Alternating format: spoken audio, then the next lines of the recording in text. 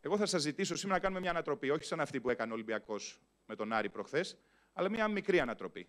Γιατί η μεγάλη ανατροπή θα είναι να ανατρέψουμε την πορεία που έχει πάρει ο ερασιτέχνης Ολυμπιακός, θα το κάνουμε όλοι μαζί. Η μικρή ανατροπή είναι η εξής.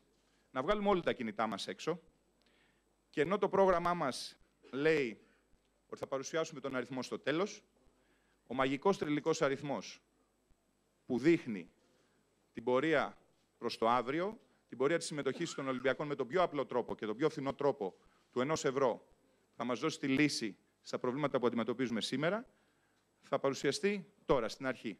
Και θα στείλουμε όλοι, ο Μελέτης, η Νάνση, ο Γιώργος, ο κύριος Λεωνίδας, ο Σπύρος, θα στείλουμε όλοι μαζί ένα SMS. Λοιπόν, για να δούμε.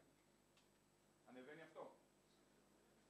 Πρέπει εδώ, από πίσω λογικά, να υπάρχει κρυμμένος ο θρυλικός αριθμός.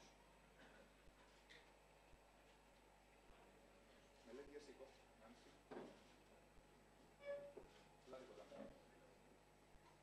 Αυτή είναι η αφίσα της καμπάνιας μας. Ο αριθμός είναι το 54.080. Και θα ήθελα τώρα...